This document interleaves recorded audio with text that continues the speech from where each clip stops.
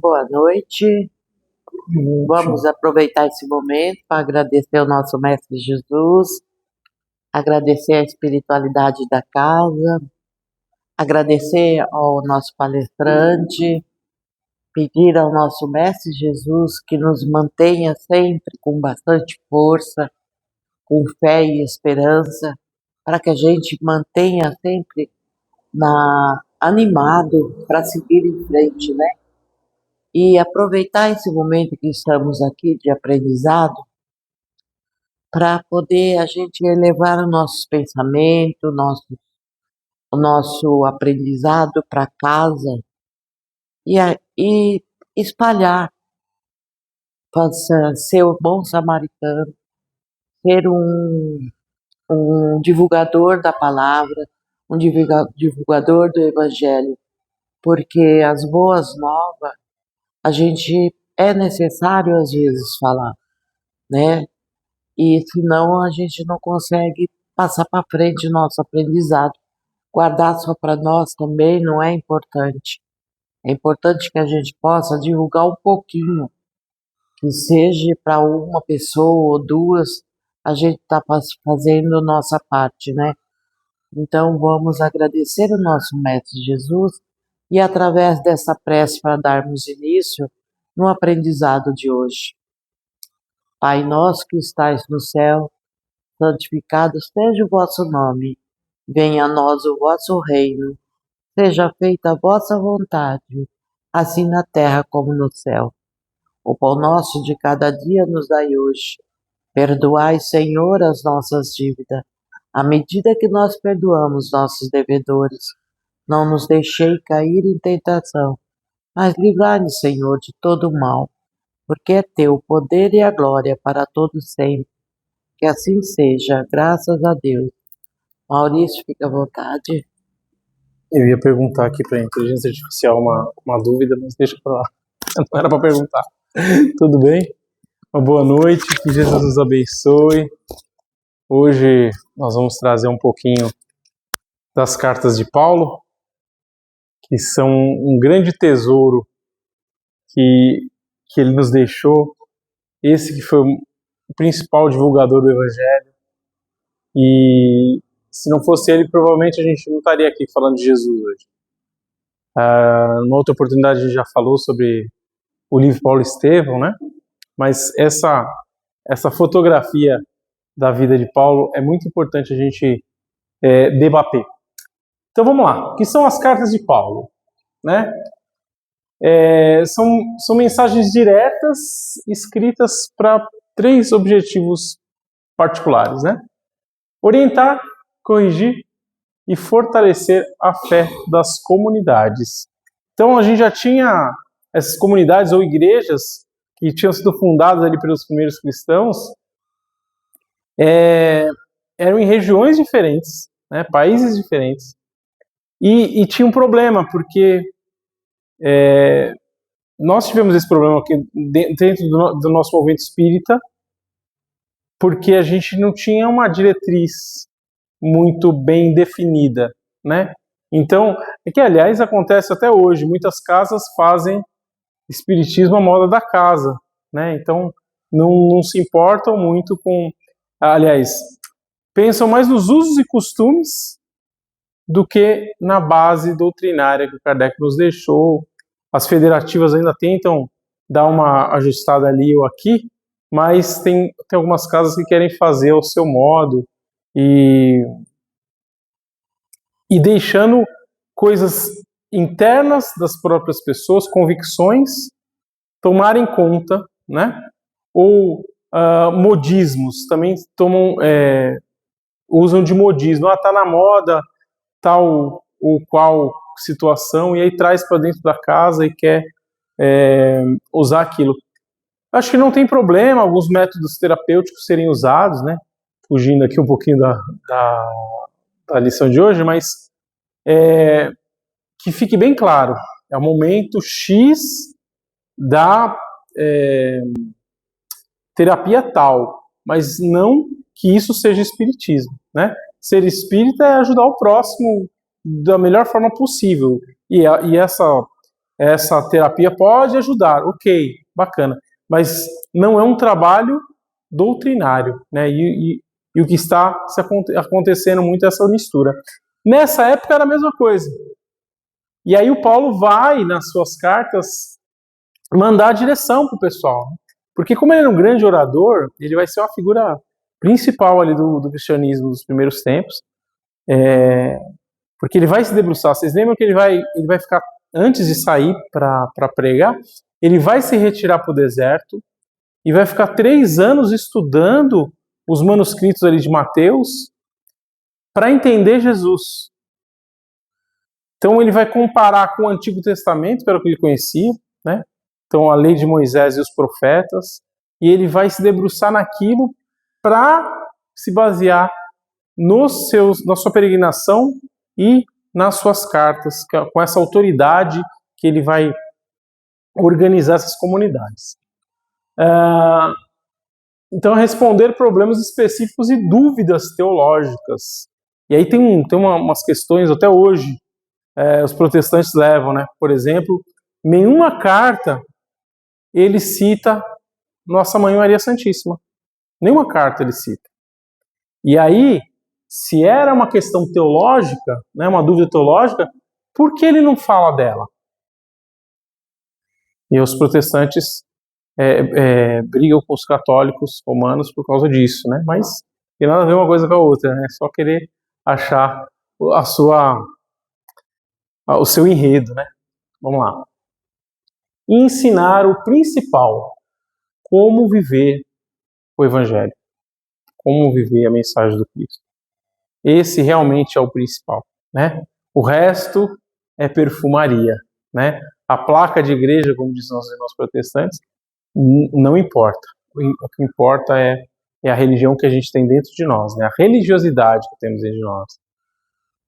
Lembrando mais uma vez o Emmanuel no prefácio de Nosso Lar, ele diz assim: precisamos de mais espiritismo, precisamos mais de espiritualismo, mas o que realmente precisamos mais é de espiritualidade. E espiritualidade é uma coisa que não está totalmente ligada à religião. Muitas vezes, a religião dogmática, a religião protocolar, não tem nada de espiritualidade. A espiritualidade é esse contato místico que nós temos com a nossa fé. E aí, se a tua crença, porque a gente tem várias crenças dentro das nossas convicções, da nossa fé, né? Mas se essa crença, ela nos serve para aumentar a nossa fé, então ela é válida, né? Kardec diz assim, né? Quando ele fala assim, se a crença nos espíritos, se a crença na mensagem dos espíritos te faz uma pessoa melhor, então essa crença é válida. Mas se a crença nos espíritos não te fizer uma pessoa melhor, então não vale de nada a sua crença. Então a gente pode colocar isso em todas as outras crenças que nós temos, que as pessoas têm, porque às vezes muita gente vem de outras religiões e trazem ainda crenças, costumes de outras religiões, da religião anterior, né? E aí faz uma adaptaçãozinha aqui, outra ali. Tudo bem. Se aquilo serve para te manter firme, ótimo. Né? Não adianta, agora eu virei espírita, vou jogar a imagem de Nossa Senhora fora, o terço eu vou jogar no lixo também. Não, vamos entender, né? O que a imagem representa. É um símbolo. Opa, é um símbolo, legal. Como é um símbolo esses quadros de Jesus, São Francisco de Bezerra. Tem Bezerra? Não tem Bezerra, mas tem um monte de Jesus, né? É um símbolo, somente para nos lembrar. Agora, se eu atribuir poderes a uma imagem, eu estou indo pelo caminho errado, né? Assim como nós já somos espírita de carteirinha, né? Todo mundo aqui. Então a gente pegar e falar assim, não, mas eu tenho que ir no cemitério.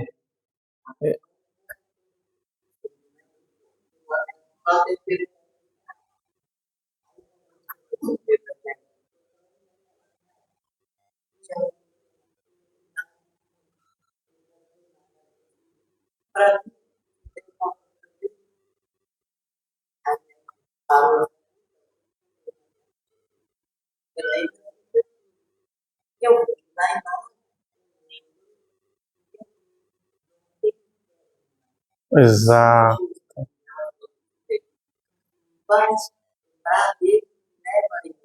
Isso.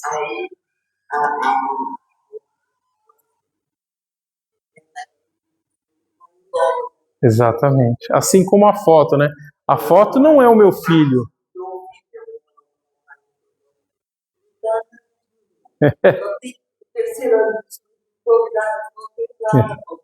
Mas isso chama sabedoria. É isso. Mas não é assim mesmo, a gente tem foto. Então, não é a foto da senhora, não é a foto de Jesus. É isso aí. É isso mesmo. É isso mesmo. Isso é espiritualidade presente, né? É essa conexão. Então, assim, me ajuda a conectar. Eu estava falando do Dia de Finados ou qualquer outra data. Ah, eu vou até o cemitério para... Não. Nós, espíritas, já entendemos que o nosso ente querido, ele não mora lá, né? Ele está aqui, então vamos orar por ele em qualquer lugar. Essa lembrança, essa saudade, ela vai estar junto com a gente. Então a gente vai orar aonde ele estiver, que receba essa luz de Jesus, que receba essas bênçãos, né?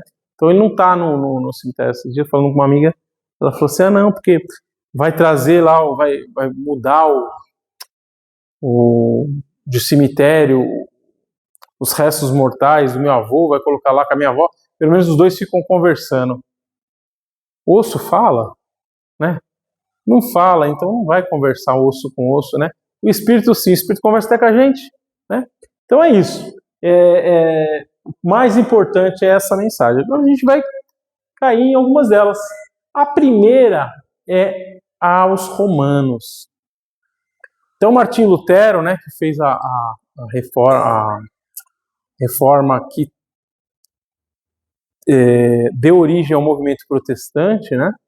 E ele vai defender como a principal carta de Paulo, ou melhor, ele vai defender como o principal documento do Novo Testamento. Mas como assim, né? Mais que os evangelhos, né? Mais que os Atos dos Apóstolos, mas tudo bem, isso é uma visão dele. E por que ele vai falar isso?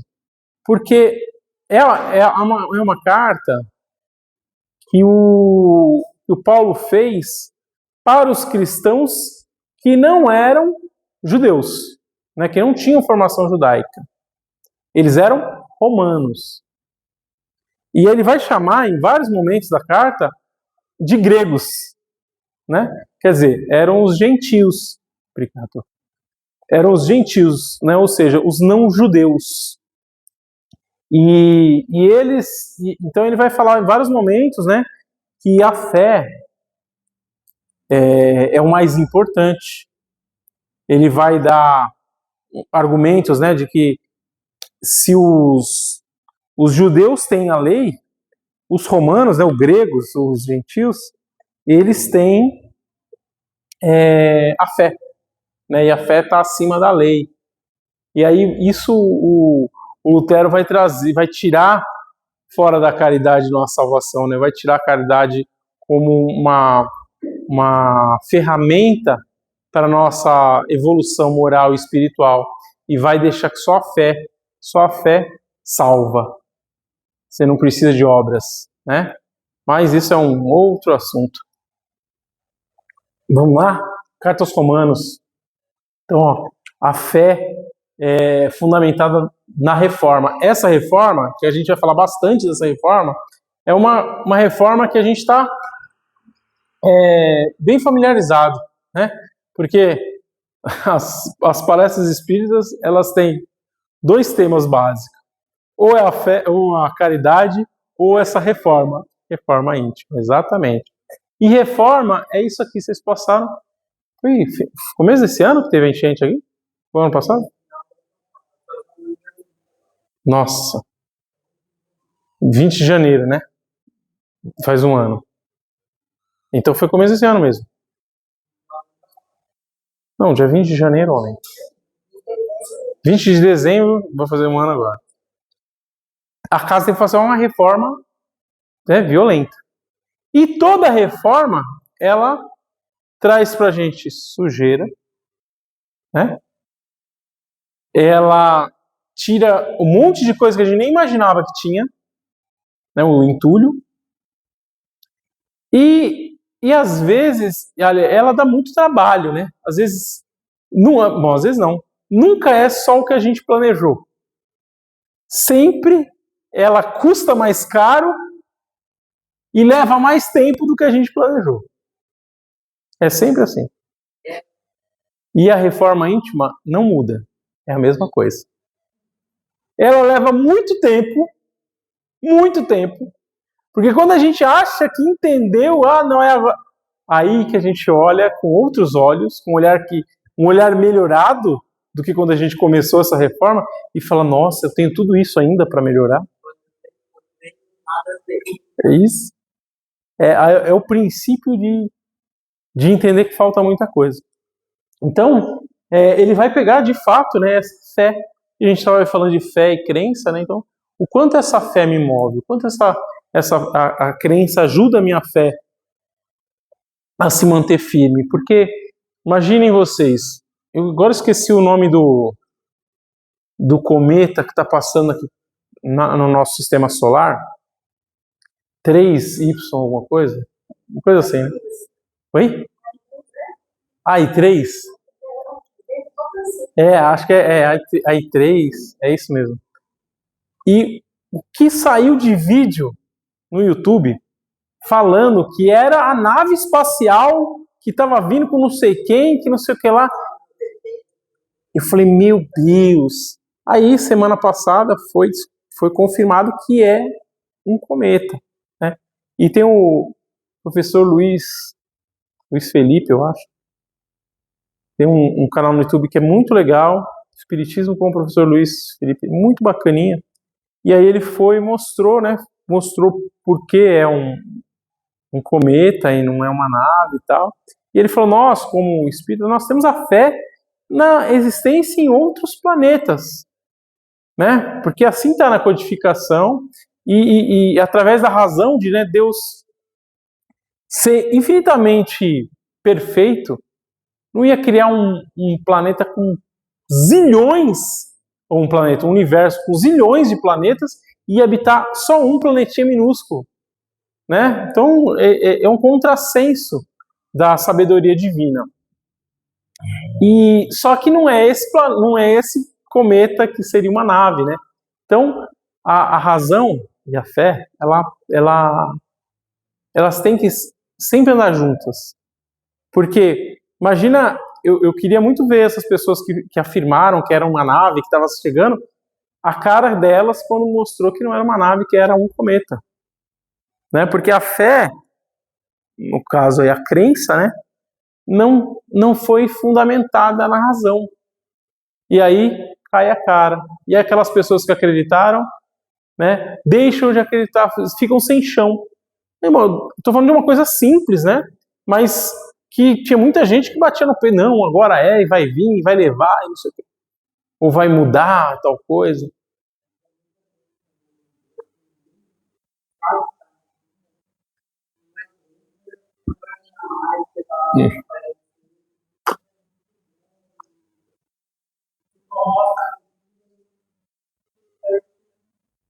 Haverá Cristos e haverá falsos profetas, né? Então, Jesus já falou, e isso sempre aconteceu, né? Sempre aconteceu. E nós vamos ver isso agora. Porque das cartas de Paulo, dessas 13 cartas que a gente tem hoje, 7 delas, realmente, os peritos e estudiosos dizem, não, realmente, 100% aqui é Paulo. 4 delas, olha, isso aqui é 50% Paulo, 50% alguém. Outras é tanto. E as últimas 3 que a gente vai falar, isso aqui de Paulo não tem nada. Então, é uma mentira que se propagou? Não, a gente vai entender o que aconteceu ali. Mas algumas a gente vai falar já, é bem feio assim, porque ele começa falando uma coisa, defendendo, por exemplo, sobre a fé, e depois muda. Não, tem um que é melhor. Ele fala da vinda do Cristo. Fala, a vinda do Cristo vai ser de repente.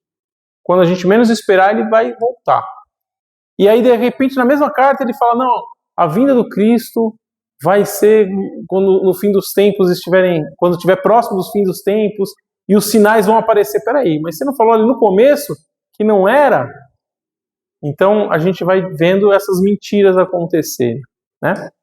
Vamos lá. A salvação não vem por nossas obras, aqui, ó, mas pela fé em Jesus Cristo. A fé é o ponto de partida para a mudança interior.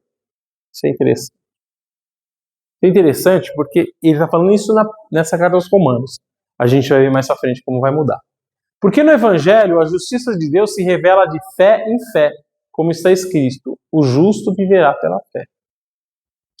Então ele vai se baseando nessa fé, e é interessante que acho que aos Gálatas, se não me engano, acho que é aos Gálatas, ele faz os gigantes da fé, né? Ele pega os heróis da fé. Ele pega 10 heróis do Antigo Testamento e cada um deles, segundo a sua fé, né? Davi, Moisés, nossa, não vou lembrar, Salomão, acho que está no meio, enfim. Não é o caso. A gente veio falar de reforma íntima. Vamos lá. Falei bastante da lei, né? Como está escrito, ó, a lei. Vamos lembrar do Evangelho do Livro dos Espíritos, pergunta 621. Onde está escrito a lei de Deus? Vamos perguntar para os encarnados aqui, gente. Pessoal, tem uns encarnados aqui hoje, viu? E eles vão responder. Onde está escrita a lei de Deus?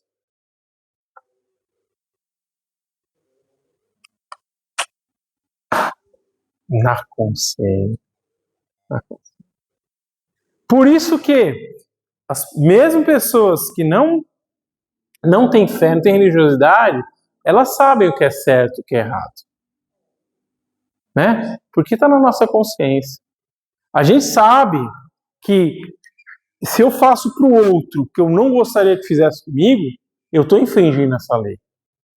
E a gente tem a consciência quando a gente faz algo pelo outro que nós gostaríamos que fizesse por nós, nós também ficamos felizes porque nós sabemos que estamos cumprindo essa lei, né? Então, quando ele fala lá da lei, que os judeus têm a lei, mas os gentios não têm a lei, né? Os romanos não têm a lei, mas fazem pela fé, na verdade, não é bem assim, né? Porque tem a lei de Deus dentro da nossa própria consciência. Bom, essa carta aos Coríntios, ela sim é um ponto de partida interessante.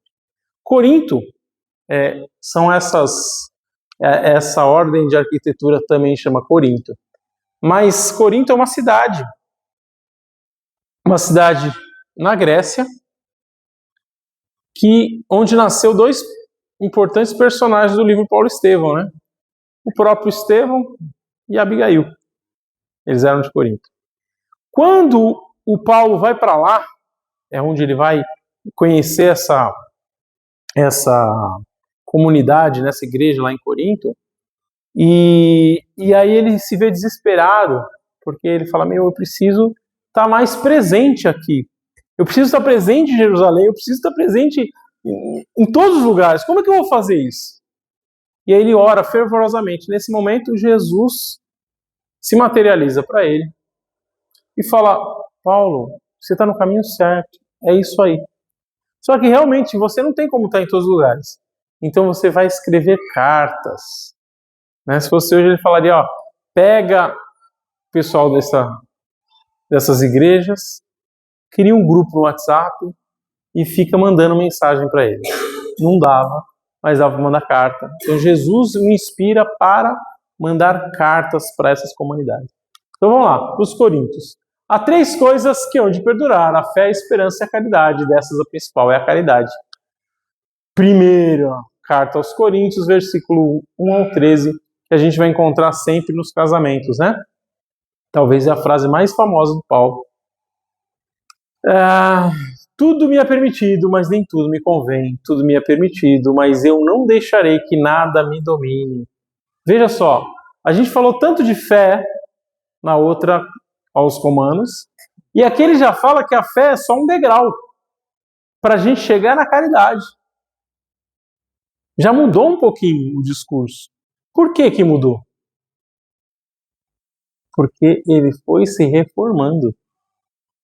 E quando a gente vai se reformando, a gente vai aperfeiçoando os nossos costumes, os nossos pensamentos, as nossas convicções. E aí a gente vê, não, realmente a fé é importante, ela é a base.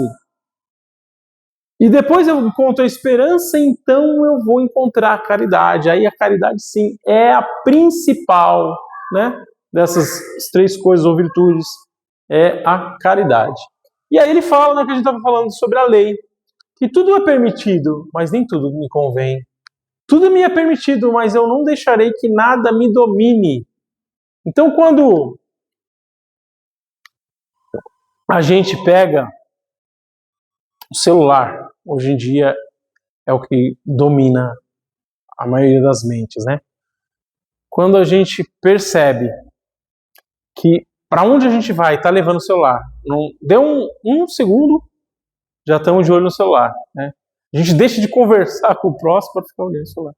Tá nos dominando. É permitido? É. Me convém? Nem sempre, né? Essa relação que nós estamos tendo, ela é mais importante do que o celular.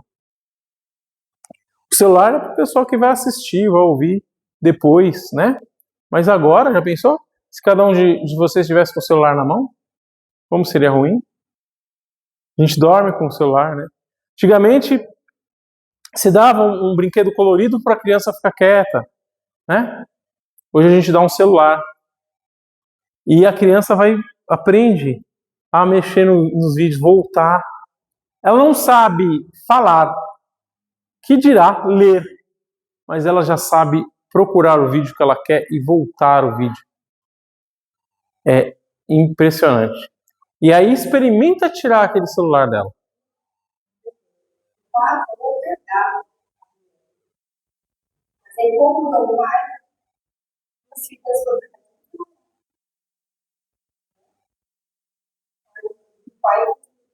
E geralmente é porque eu dou o celular pro filho e eu posso usar o meu tranquilo. Né? Então nós estamos aqui, ó, nos dominando. Eu confesso para vocês, até voltei a ler. Estou numa luta para voltar a ler, porque o celular tira muito. E olha que eu tenho um Instagram para dizer que eu tenho. Às vezes, quando me manda alguma coisa, eu confiro. Mas eu não fico preso ao Instagram. Porque ele domina. TikTok. Ótimo.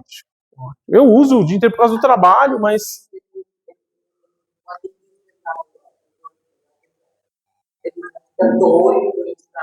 É isso. A gente deixou dominar, né? E aí os Coríntios 2, versículo 3. Ó, Coríntios não ganha nem no versículo aqui, né? Que bom. Olha o que ele vai falar. Ao aceitar a Cristo, o velho eu dá lugar a uma nova vida. A reforma íntima é um processo de renovação total do ser. O velho eu dá lugar a uma nova vida. Ou seja, se converteu. Isso para mim é um problema enorme. Como eu nasci em berço espírita, eu falo, meu Deus, como é que eu vou me converter? Porque eu já sou espírita e o espiritismo já me preenche, né? Até eu entender que a conversão não é mudar de religião. A conversão é você falar, não, essa roupa não me cabe mais. Então eu vou doar para casa fazer um bazar. E se não servir para casa, a casa vai mandar para outro lugar. É mudar. O que a gente está falando de reforma íntima é mudar. Nossos comportamentos velhos não cabem mais. Quando Cristo diz que os vinhos novos não cabem em velhos odres, né? Porque é de couro e o couro está velho. O vinho novo vai expandir, vai quebrar, vai arrebentar aquele odre. É exatamente isso. O velho eu não existe mais. Por mais que ele tenta aparecer de vez em quando, né? A gente, isso eu fazia antes, hoje não mais. Né? Assim que se alguém está em Cristo, nova criatura é. As coisas velhas já passaram, eis que tudo se fez novo. Então é quando a gente tem esse entendimento real que precisamos mudar. Tanto é que Saulo, que era o nome de batismo dele, vai ser Paulo, porque ele quer mostrar ao mundo que ele não é mais a mesma pessoa. E tantos outros, né? Aos Gálatas, né, semente do Evangelho, o fruto do Espírito, a evidência da reforma. Então, entender o Cristo é uma sementinha que a gente planta. A maioria de nós, quando eu falo a maioria de nós, estou falando de humanidade, tá? Não é só nós que estamos aqui no salão ou vocês estão assistindo, não. Nós, como humanidade, a gente tem o Evangelho de Jesus plantado no nosso coração. E como toda semente, uma hora ela vai germinar, ela vai brotar. E a gente só vai perceber que ela realmente deu fruto quando nós estivermos reformados, quando nós estivermos mudados, convertidos. Aí a gente viu que aquela semente deu fruto. Mas estamos, infelizmente, longe. Talvez alguns já tenham um brotinho aí no coração, mas a maioria ainda, a semente está lá adormecida. Mas já é alguma coisa, né? A verdadeira transformação interior se manifesta em nossas ações e virtudes, não em rituais externos. Aqui aos Gálatas, ele está falando sobre os costumes judeus dos rituais externos, né? Conheço pessoas que trazem isso ainda dentro da doutrina espírita, né?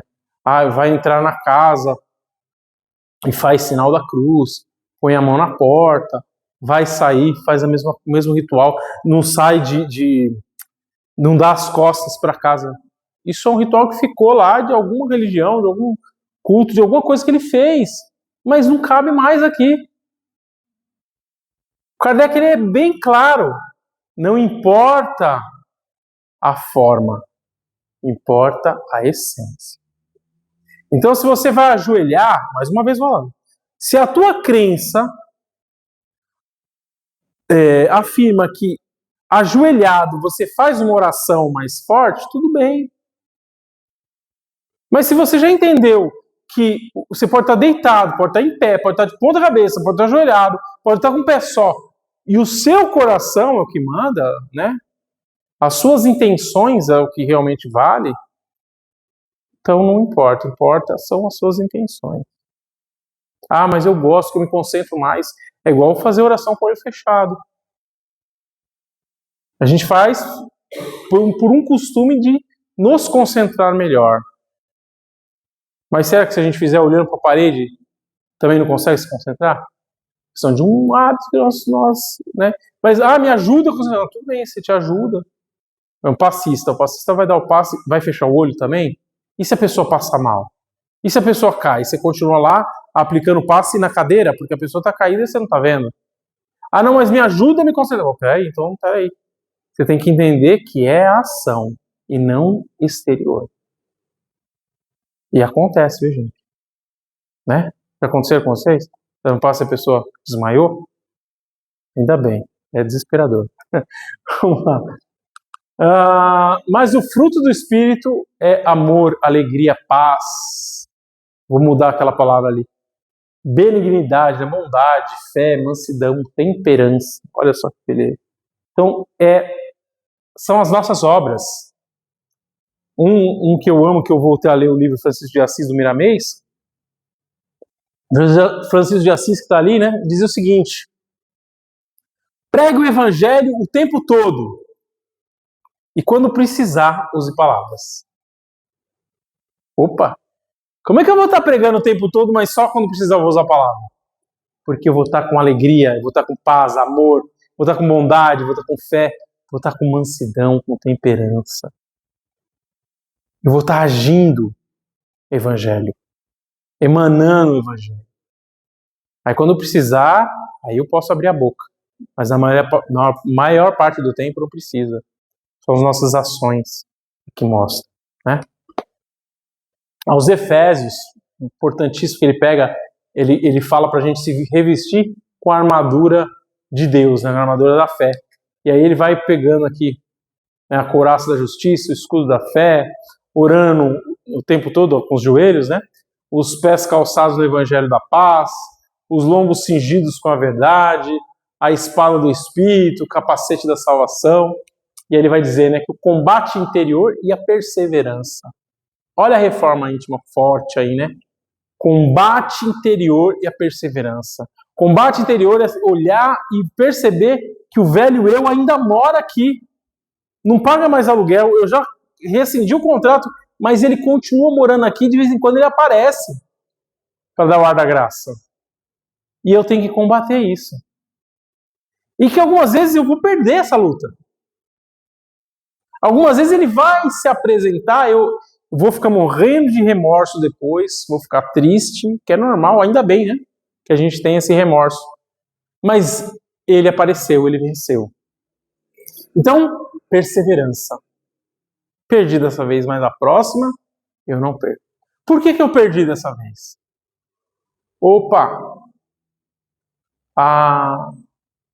Eu perdi porque antes disso tudo eu vi. Olha, gente, vou contar um caos para vocês. O que aconteceu comigo faz 2 semanas.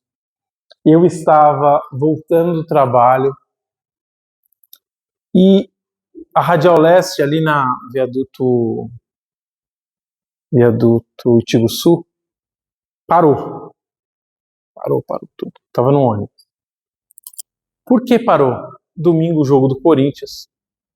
Eles se encontram, eu não sei precisar quantas pessoas tinham, se tinham 1.000, 2.000, 3.000, não sei. Eles se encontram, depois eu soube, no metrô Patriarca e invadem a Radial Leste e vão a pé numa peregrinação até o estádio. Aquilo me subiu uma raiva tão grande, que eu cheguei querendo esganar um. Mas assim, transbordava de raiva. Do que, pelo amor de Deus? Eu estava voltando para casa. Não perdi nenhum compromisso, né? Mas o meu coração estava cheio de ressentimento, de ira. E aí, qual foi o desdobramento? Eu não lembro. Eu sei que eu acabei tomando uma atitude, sinceramente eu não lembro o que foi. E... Hã? Não, isso é de menos. Isso foi de menos. Isso eu faço sempre, né? Isso com coração de amor eu faço. Aí, depois eu conversando com a minha esposa, eu falei, eu sei o que aconteceu. Eu abri as portas com a minha ira desnecessária, totalmente desnecessária. Eu abri a porta para qualquer coisa que tivesse afinidade com aquilo, né? E aí tivemos lá um problema. Eu sinceramente não lembro o que aconteceu. Eu lembro do efeito, da causa, né? O efeito eu não lembro. E aí você fala assim, nossa, então, se eu não tivesse me inflamado de ira, por uma bobagem sem tamanho, se os caras ser felizes, tudo bem, qual é o problema, né? Mas não, eu fiquei inflamado e me atrapalhei ali a minha família. Não tinha necessidade disso, mas eu abracei lá. Então, na próxima, eu já sei, vou perseverar. Na próxima vez que eu ver esse... E vou junto aí. Boa. Ótimo. Eu vou fazer isso. Na próxima eu vou. Hã?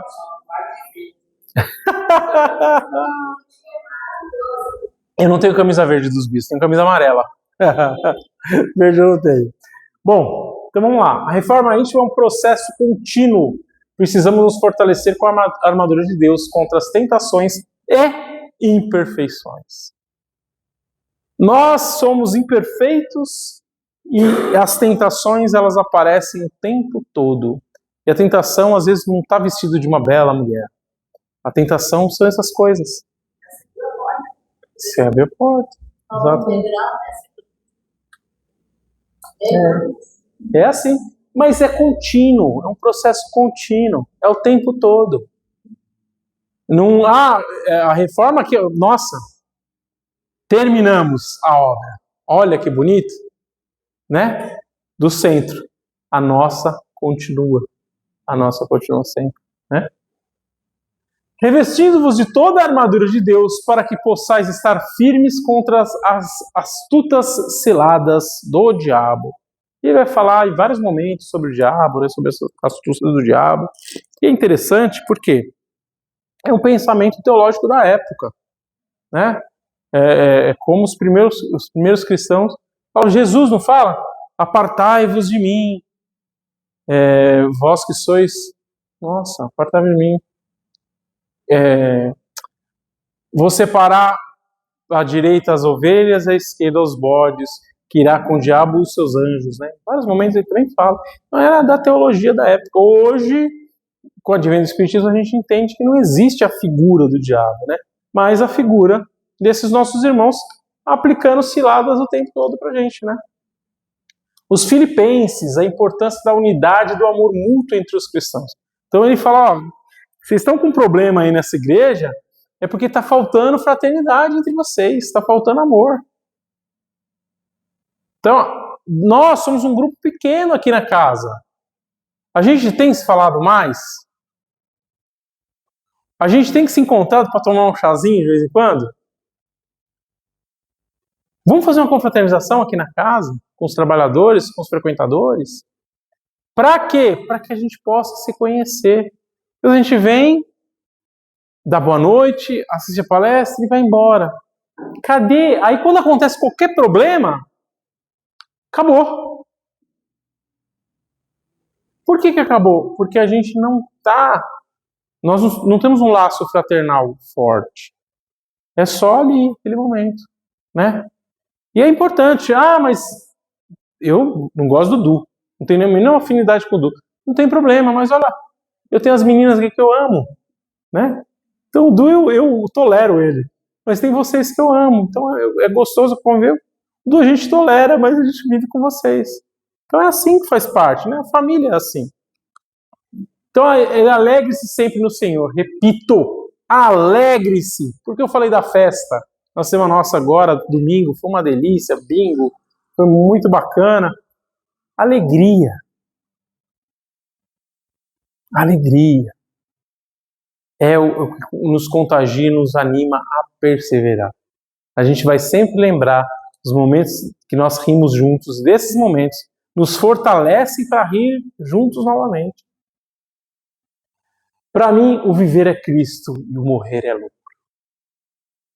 Ele já se preparava para o que viria futuramente, né? É morrer pelo Cristo. Porque o verdadeiro espírito de luz, ele entende que a vida nossa é um instrumento, na vida não, né? A nossa encarnação é um instrumento de iluminação. O Chico, quando beijava as mãos dos outros, falava assim, eu queria beijar os pés, eu quero te agradecer porque eu pude trabalhar por você. Quando Jesus, na última ceia, vai lá lavar os pés e as mãos dos discípulos, está lá servindo. Servir é isso, é morrer. E viver é no Cristo, sempre. E aí a gente vê, né, as casas grandes é assim, né? Vai ter um almoço, uma confraternização qualquer, e aí tem uma mesa para a diretoria, né? Então a diretoria não trabalha, ela é servida. Claro que uma casa grande exige muitas responsabilidades, vocês sabem que uma casa pequena, quanta responsabilidade é, né? Imagina uma casa grande. Sim, é responsabilidade, claro que tem, né? Sobre os ombros, mas essa responsabilidade, o cargo, não minimiza o serviço menor de colocar água no copinho, de varrer um chão, de servir a comida num evento desse, colocar a touquinha, né, o avental e estar lá servindo. Isso não deveria existir. Bom, e essa para mim é uma das frases mais fortes dessas cartas paulinas, né? Que é tudo posto naquele que me fortalece. Quando a gente se sentir fraco, quando a gente se sentir desanimado, é lembrar que nós estamos aqui pelo quê? Por quem? Por Jesus. Então, como a gente está aqui por Jesus, é Ele que nos fortalece. Então, já que é Ele que nos fortalece, hoje eu vou levantar da cama. Hoje eu vou, mais uma vez, encontrar aquela pessoa, o Du, que é chato, bastante chato, mas Jesus vai me ajudar e eu vou conseguir vencer. Tudo posso naquele que me fortalece. Os Tessalonicenses, ele vai falar da gratidão e da ação de graças, de se sentir grato, a importância disso.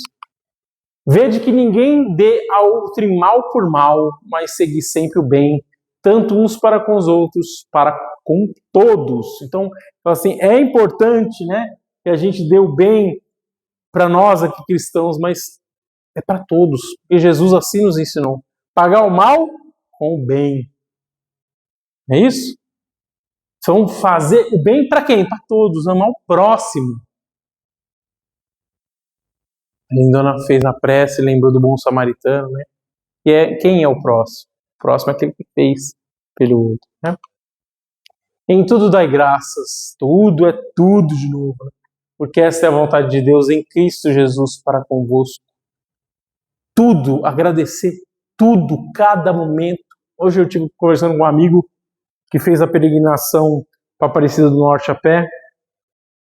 Eu morro de vontade de fazer, há anos que eu me planejo. Mas eu não quero ir pela Dutra, eu quero ir pelo caminho da luz, que é por dentro, né, pelo meio do mato e das estradas de terra, que é menos perigoso, é mais contato com a natureza, porque esse é o objetivo. Né? E ele conversou, ele falou, irmão, foi maravilhoso, foi fantástico, estou pensando em ir de novo ano que vem, mas estou com dor no meu joelho, meu pé não sei o quê. Gente, faz um mês, né? Hoje, dia 12, né? Um mês que ele chegou, ele ainda está com muitas dores. O que isso quer dizer, né? Mas ele estava agradecido por ter feito isso e pensando em fazer de novo. Porque foi uma experiência, ele falou assim, um ajudando o outro. Teve uma senhora que um rapaz que eu conheci, a gente foi levando ela um dia inteiro. Você vê até tenda da Universal, dando comida, fazendo massagem para as pessoas. Então, é um sentimento de cristandade mesmo, né? Ajudar o teu companheiro ali. É um negócio bem bacana. Né? Amador de fazer. Você fez isso para mim? Não.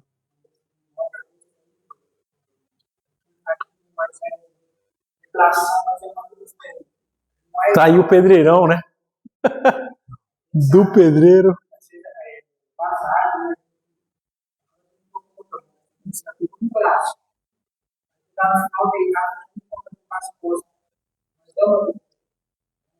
É diferente. E aí, Tessalonicenses 2. Dons de Deus, salvação e glorificação do Cristo. Olha que interessante a salvação entrando aí na história, né? Destaca a importância de uma fé perseverante que se manifesta em boas obras. Ó, mais uma vez, a fé se manifesta em boas obras. Você viu como mudou lá do começo? E amor ao próximo. Oi? Então, se manifesta em boas obras e amor ao próximo. Tudo isso como resultado da graça de Deus e para a glória de Cristo. O que é essa graça, desses dons, né? Nós estamos revestidos com o Espírito Santo, como ele dizia. Então, dentro desse sentimento de amor ao próximo, a gente vai e faz boas obras. Vamos fazer o bazar, vamos fazer o bazar. Vamos fazer agora sacolinhas para as crianças, festa de Natal. Vamos virar a noite arrumando tudo, mas vamos fazer com alegria, que é pro bem do próximo, né? E aí ele começa a vir, aí é o que eu falei para vocês, né? Eu não lembro qual que era. Ele avisa os sinais do retorno de Cristo. No começo dessa mesma carta aos Tessalonicenses, ele fala que o Cristo viria assim sem avisar. E aqui ele começa a falar. Então já houve uma manipulação. Opa! a Tessalonicenses, Colossenses. Fé, a vida cristã e as relações interpessoais. Ele vai abordar aqui. Acima de tudo, porém, revistem-se do amor, que é o elo perfeito. Mais uma vez, né? O amor é o que vai nos unir. O amor é o nosso grande objetivo. É aprender a amar. Se vocês forem ressuscitados com Cristo, procurem as coisas do alto, onde Cristo está sentado à direita de Deus. Olha que interessante, né? Ressuscitados aqui, na visão espírita, a gente vai entender não como reencarnação, mas quando a gente chegar no plano espiritual. Esse ressuscitar é o abrir os olhos com o olhar do espírito, né? Procurar essas coisas do alto, a gente vai encontrar então o Cristo. Fazer morrer aquilo que em vocês pertence à terra. Então, o que pertence à terra? O nosso egoísmo, o nosso materialismo, o nosso apego, a nossa inveja, a nossa ira, a nossa revolta. Tanta coisa que não pertence a Deus. Não está lá dentro dessas coisas do alto. Não está nesse plano de Deus. Então a gente tem que fazer morrer enquanto estamos aqui agora. É o tempo. E a fé...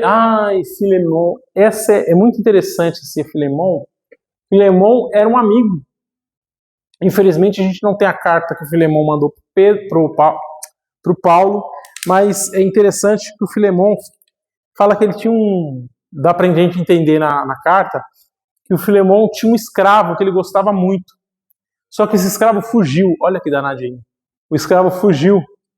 E ele fala pro Paulo, e aí o Paulo dá aí ele avisa lá pro Paulo, fala, Paulo, o meu escravo voltou. E agora o que eu faço? E aí o Paulo, numa beleza poética, ele diz o seguinte. Ele começa a carta dizendo, eu, Paulo, prisioneiro de Cristo Jesus.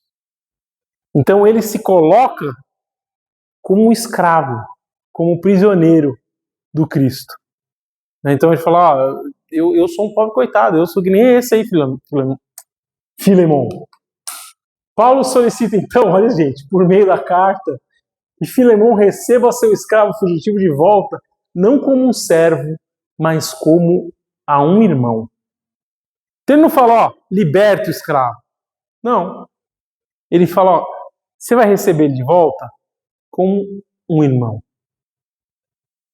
E aí quando a gente trata o outro como um irmão, ele não é mais nosso escravo. Ele passa a ser nosso irmão. Ele é da família. E aí você vai dar tudo de bom e do melhor para ele, né? Paulo não pede a libertação, é Onésimo o nome do escravo. Ele apela à consciência de Filemon para que o perdoe, ainda que mantivesse como seu servo. É incrível, ele pediu perdão. Assim, perdoa ele porque ele é seu irmão. Você não sentiu falta dele? Então deixa ele voltar, mas não trata mais ele como escravo, não. Trata como irmão. O Tito, que era um jovem, né? Também amigo do Paulo. Aliás, no Atos Apóstolos, a gente vai encontrar isso no Paulo e Estevão, a gente vai encontrar as viagens de Paulo com o Tito. E aí ele vai falar da qualidade na liderança da igreja. Gente, essa parte é bem triste. Para os puros, todas as coisas são puras, mas para os impuros e incrédulos, nada é puro. De fato, tanto a mente como a consciência deles estão corrompidas. A mente e a consciência deles. Deles quem? Os líderes de algumas das igrejas.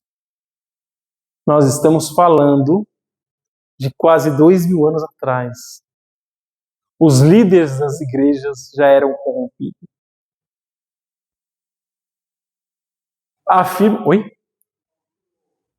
Afirmam que conhecem a Deus, mas o negam pelas suas obras. Olha lá, as obras aqui vão mostrar se a gente conhece ou não a Deus. São detestáveis, desobedientes e reprovados para toda boa obra. Então ele está dando um alerta aí para os nossos, para esses líderes, né? E ao Timóteo, grande amigo aí de Paulo. Essas 3 últimas cartas, né, a do Tito e as 2 do Timóteo, elas são 100% não São Paulo. A forma o estilo de escrita não é do Paulo. Aí, o que a gente imagina? Essa época, Paulo já estava preso em Roma. Quem assistiu o Paulo, apóstolo de Cristo, viu lá o Lucas, né, visitando ele. Muito bonito esse filme. E o Lucas ia visitá-lo. Com certeza o Paulo falava, olha, avisa o Tito, isso. Avisa o Timóteo, isso. E o Lucas ia lá e redigia a carta. Então, é o telefone sem fio, né? Provavelmente o Lucas escreveu, ou outro emissário, mas as palavras foram do Paulo, mas quando a gente interpreta uma história, a gente vai escrever de forma diferente, né? Então, o que ele fala? Ele fala muito de retidão no casamento e na alimentação. Olha que interessante. E ele fala que o Timóteo era um jovem, né? Pois o amor ao dinheiro é a raiz de todos os males. O amor ao dinheiro, não é o dinheiro a raiz dos males, mas o amor a ele. Lembra lá atrás? Ele falou para matar tudo que não é de Deus, tudo que é da terra, né? Então, essa matéria, esse materialismo, o egoísmo, não o dinheiro. Recomendo, pois, que se use a prática da oração, da súplica, olha só, da intercessão e da ação de graças por todos os homens, pelos reis e por todos que exercem autoridade, para que tenhamos uma vida tranquila e mansa, com toda piedade e honestidade.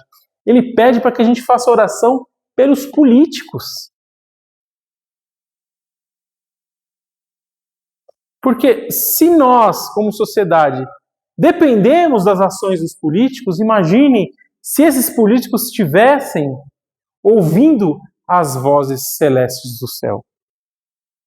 Se eles lembrassem aí do voto que eles fizeram antes de encarnar, né? E a última Timóteo, ele diz que sofre, pois, comigo as aflições como bom soldado de Jesus Cristo.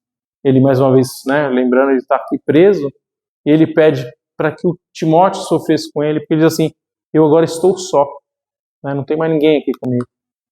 Se sofremos também com ele, Jesus, né, reinaremos, se o negarmos também, ele nos negará. Foge também das paixões da mocidade e segue a justiça, a fé, o amor e a paz com que com o coração puro invocam o Senhor. E ele termina dizendo, combati o bom combate, completei a carreira e guardei a fé. Acabou a minha carreira aqui, né? Mas eu fiz tudo combatendo sempre o bom combate. Eu guardei a fé. E aí, logo depois, ele é executado, né? E o legado de Paulo, né? A fé nos justifica, a reforma íntima nos transforma, e o amor, somente o amor, nos aperfeiçoa. E a gente possa aplicar esses ensinamentos de Paulo em nossas próprias vidas, dia após dia. Jesus nos abençoe. Hoje eu passei do meu tempo regulamentar.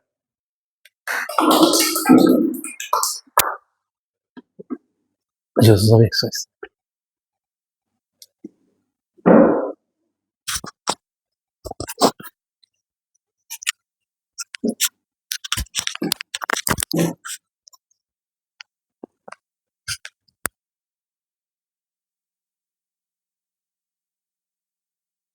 Pecado final, né? A gente já viu que Paulo, ele não cansou, né? Ele foi até o fim divulgando, sendo um divulgador de Cristo. Então é esse o nosso papel, né? Tentar fazer alguma coisa aí em nome de Cristo, né? Então vamos pedir ao nosso Mestre Jesus que nos fortaleça e que a gente possa fazer a nossa parte, né? Diante do nosso aprendizado. Vamos agradecer esse momento, agradecendo a espiritualidade da casa, ao Mestre Jesus, e orando a Deus, Pai, pela nossa pátria, pelo nosso país, por todos os países, por toda essa onda de guerra, de perdição, de manifestação de ódio, que haja paz, a luz entre a humanidade. Vamos fazer a nossa prece de Maria para o nosso encerramento. Ave Maria, cheia de graça, o Senhor é convosco, bendita sois vós entre as mulheres, bendito é o fruto do vosso ventre, Jesus. Santa Maria, Mãe de Jesus, rogai por nós, os pecadores, agora e na hora de nosso desencarne. Ficai conosco, Mãe Maria, não só por hoje, mas por todo sempre, e nos envolva no seu manto sagrado de proteção e isolamento. Que assim seja. Graças a Deus.